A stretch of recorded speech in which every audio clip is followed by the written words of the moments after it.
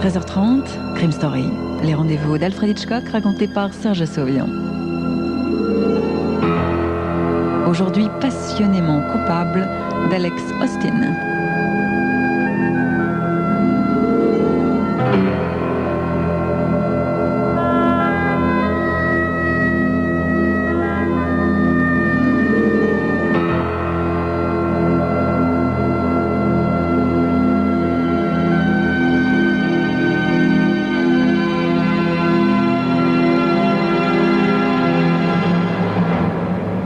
Monsieur Potier avait à peine fini d'étrangler sa jolie femme, Josette, que la sonnette se fit entendre. Pendant un instant, la panique qui s'empara de lui l'empêcha de bouger. Le corps de sa femme gisait sur le lit comme si elle n'avait fait que se retourner dans son sommeil. Monsieur Potier était plutôt content que les choses se soient passées proprement. Étant donné tout ce qu'ils avaient partagé ensemble, il lui semblait qu'il devait bien ça à Josette. Bien entendu, il était désolé que son crâne eût heurté la tête du lit, mais ça avait été tout à fait accidentel. On ne pouvait vraiment pas l'en blâmer.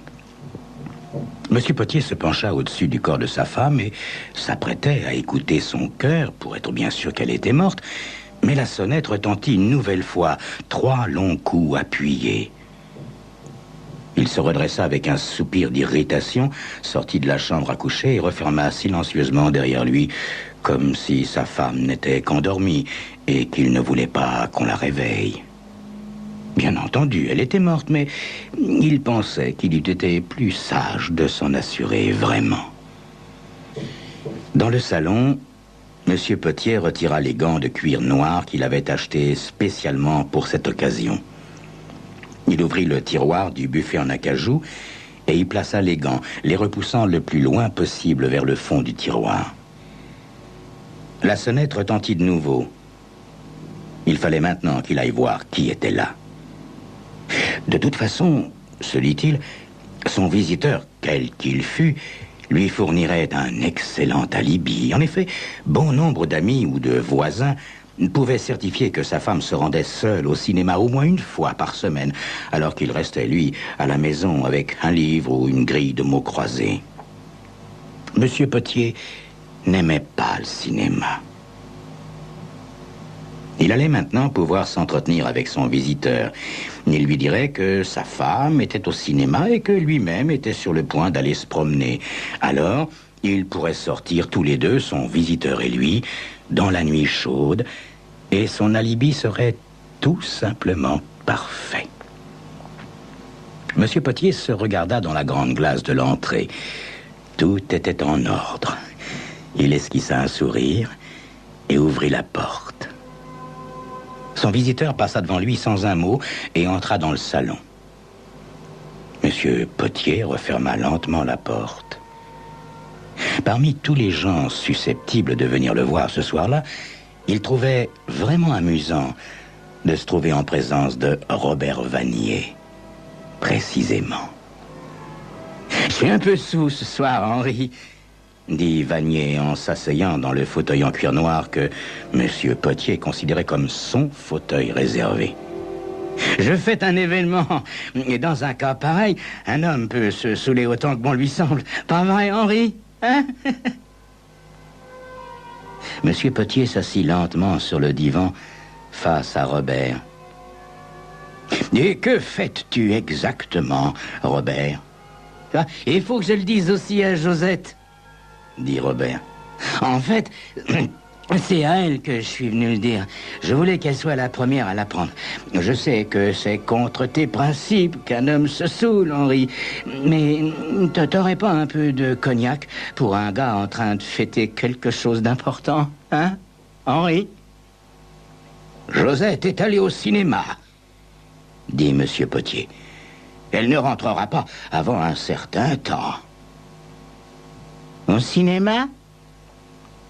Le long visage de Robert marqua une vive déception qu'accentuait encore sa soulographie. Eh bien, dans ce cas, je vais l'attendre et nous pourrons fêter la chose tous les trois, Henri. Hein ? Bon, alors maintenant, dis, où il est ce cognac ?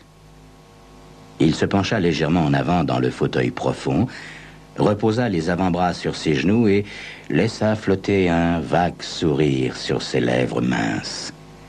« Je vais le chercher », dit M. Potier en se dirigeant vers la cuisine.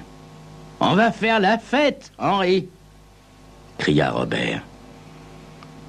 Dans la cuisine, M. Potier prit 2 verres, une bouteille de limonade pour lui et la bouteille de cognac pour cet ivrogne de Robert. C'était tout simple. Il n'aurait qu'à laisser la bouteille auprès de Robert. M. Potier connaissait l'effet du cognac sur cet imbécile. D'abord, il serait euphorique, ensuite il deviendrait mélancolique, puis il s'endormirait. C'était toujours le même processus.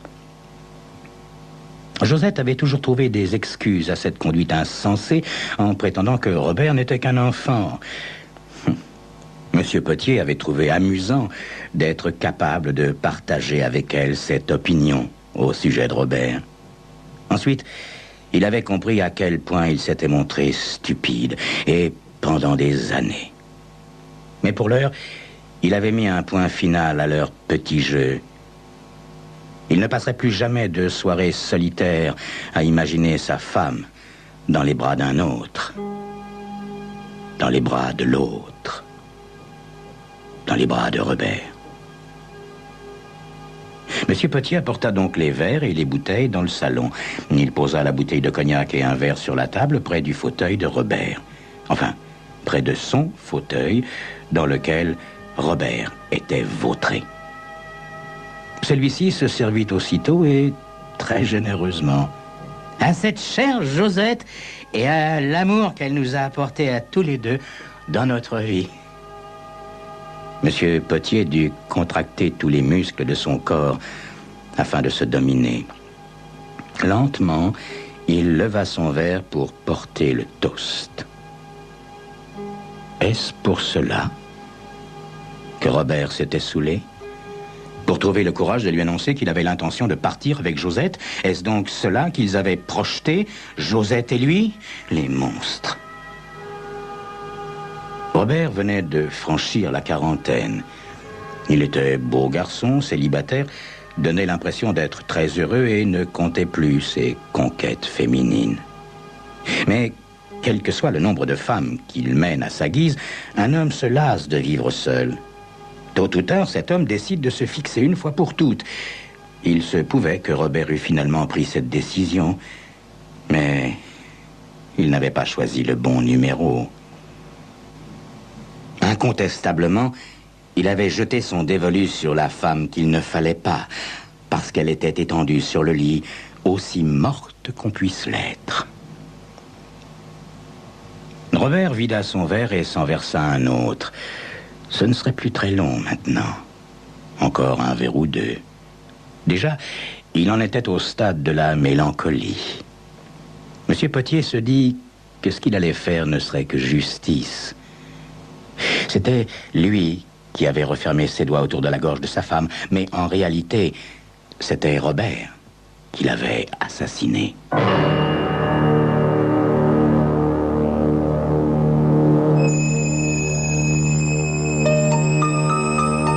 Monsieur Potier allait enfin se venger. Comment? C'est ce que vous saurez dans quelques instants.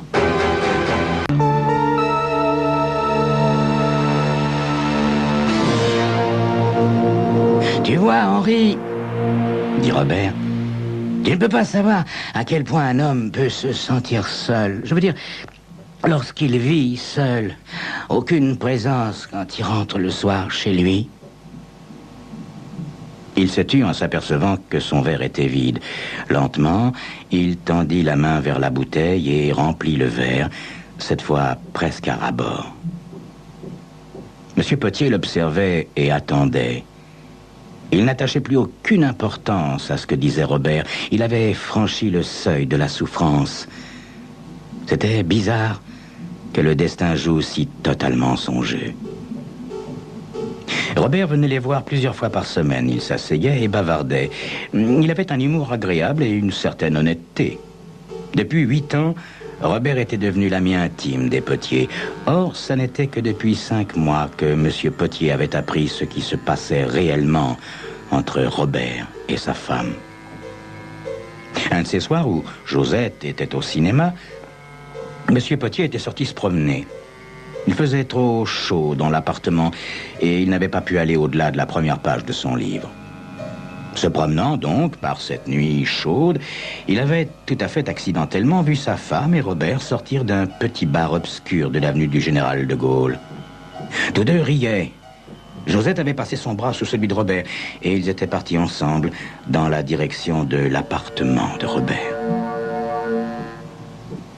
Monsieur Potier n'avait pas demandé à sa femme quel film elle avait vu, ni si elle s'était bien amusée.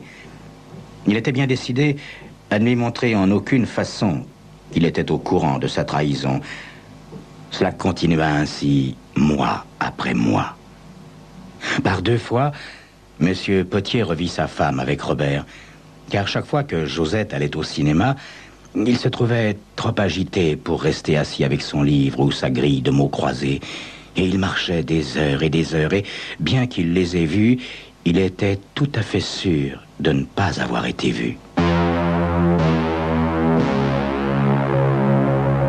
Lorsque Robert eut vidé un autre verre, M. Potier commença à se demander quelle quantité exacte de cognac cet homme était capable d'ingurgiter. « Mon cher Henri, je suis en train de devenir complètement saoul. Je sais que tu n'aimes pas ça, mais un ami qui est très heureux, tu lui pardonneras, n'est-ce pas? Je sais que tu me pardonneras parce que tu es mon ami. Josette aussi est mon ami. Vous avez apporté l'amour dans ma vie. Oui, Henri, l'amour. L'amour. » Il se remit à boire. « C'est maintenant qu'il va parler », pensa froidement M. Potier. « Tu vois, je vais me marier, Henri. C'est pour ça que je suis venu, pour l'annoncer à Josette et à toi.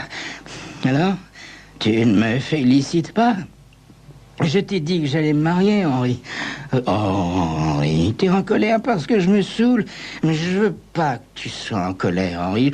Je veux que tu sois heureux parce que tu es mon ami. Josette et toi, vous êtes mes meilleurs amis et vous avez apporté l'amour dans ma vie. Mais attends de la voir, Henri. Louise, elle s'appelle Louise. C'est Josette qui nous a fait connaître. Est-ce que tu le savais, ça? Monsieur Potier ne connaissait aucune Louise parmi les relations de sa femme. Il était sûr que c'était là une plaisanterie de Robert.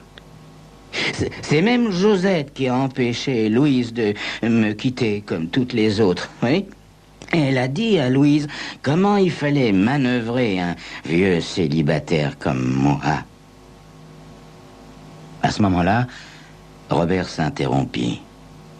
Il regarda son verre et se laissa aller en arrière dans le fauteuil.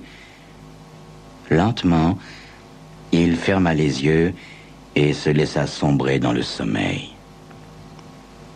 Monsieur Potier resta tranquillement assis et observa Robert pendant plus d'1 heure. Il savait pertinemment qu'une fois endormi, Robert resterait là tout le reste de la nuit. C'était amusant de le voir impuissant, fini. Il était facile de se souvenir de tant de choses maintenant, toutes ces choses qui, une fois groupées, prouvaient sa culpabilité. Mais lui, Monsieur Potier, serait le seul à rire au dénouement de cette fine comédie qu'ils jouaient tous ensemble. Enfin, Monsieur Potier décida qu'il était temps d'en finir définitivement. Il plaça son verre sur la table, près de son fauteuil, puis il alla vers le buffet en acajou et sortit du tiroir les gants noirs qu'il remit. Il retira soigneusement le verre de la main de Robert et le posa sur la table, après quoi il emporta son propre verre à la cuisine, le lava, l'essuya, le remit dans le placard au-dessus de l'évier et retourna au salon. Très précautionneusement, il souleva le corps de Robert, prenant d'abord un bras et le plaçant autour de son épaule. Il fut étonné de la facilité avec laquelle il pouvait le transporter. Il était petit et en avait toujours eu conscience, mais maintenant, il regrettait presque que Josette ne pût pas le voir, fort comme il était. Il porta Robert jusqu'à la chambre à coucher et le plaça à plat ventre sur le lit auprès de sa femme. Puis, il souleva le corps de Robert et le poussa afin de le faire rouler sur celui de sa femme. Puis, il s'empara des mains de Robert et les plaça sur la gorge de Josette, comme il avait placé ses propres mains un peu plus tôt dans la soirée. Puis, de toutes ses forces, il pressa les doigts de Robert comme s'il étranglait Josette pour la première fois et que Robert en était le meurtrier. Il appuya de tout son poids sur le corps et sur les mains de Robert. Lorsqu'il sentit ses propres mains trembler, il lâcha celles de Robert, se leva et recula. Robert enveloppait le corps sans vie de sa femme. Monsieur Potier examina la scène soigneusement. Tout lui parut parfaitement en ordre. Une querelle d'amoureux.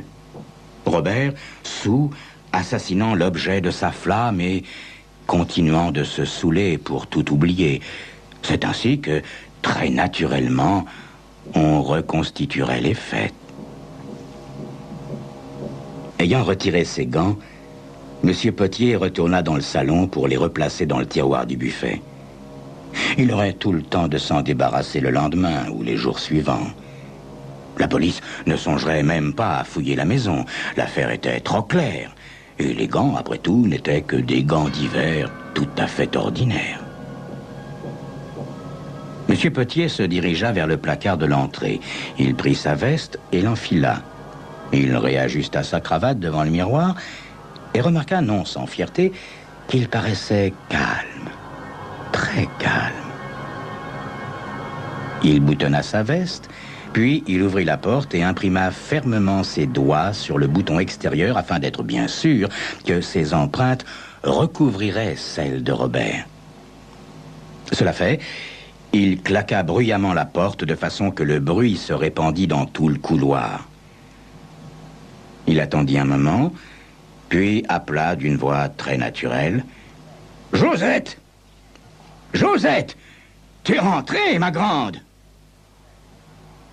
Il alla d'abord dans la cuisine, appelant de nouveau Josette, puis passa dans la chambre à coucher. Quand il ouvrit la porte, il éprouva la même intense panique qui s'était emparée de lui un peu plus tôt quand il avait entendu retentir la sonnette. « Josette! Josette !» cria-t-il en se précipitant vers le lit. Puis, il se reprit et brusquement, tout son corps se mit à trembler. Il sentit la sueur recouvrir ses paumes, tandis que, plus doucement, cette fois, il répétait « Josette, Josette, ma petite Josette, oh non, non !» Lentement, il se retourna, se dirigea vers le téléphone et composa le numéro de la police.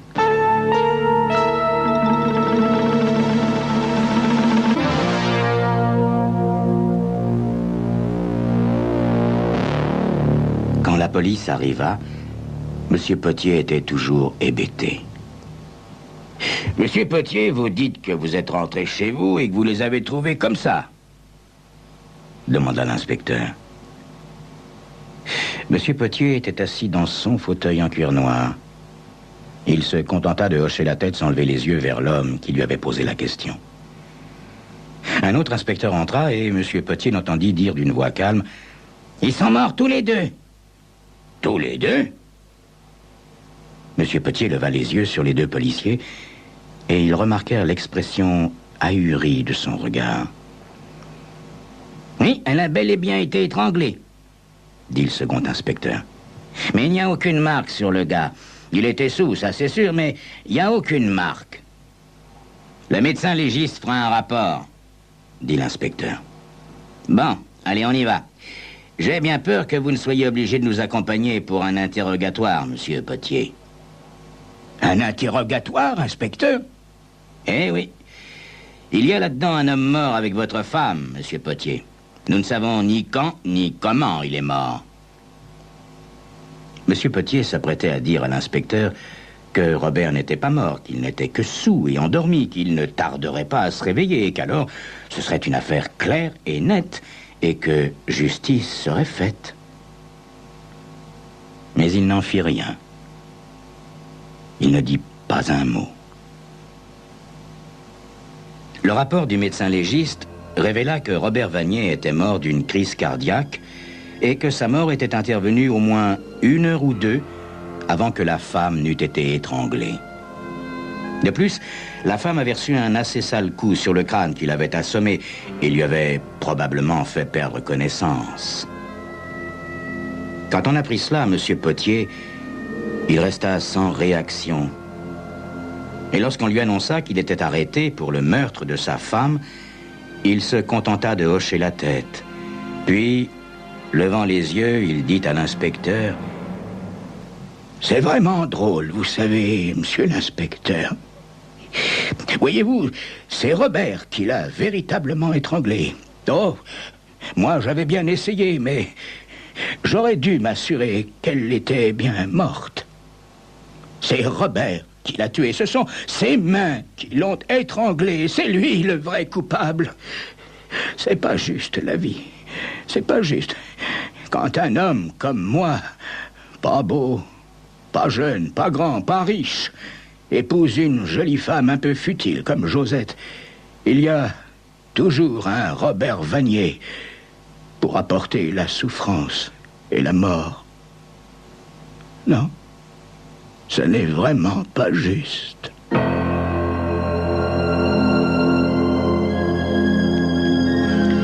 C'était Crime Story, les rendez-vous d'Alfred Hitchcock, racontés par Serge Sauvian. Aujourd'hui, Passionnément coupable d'Alex Austin.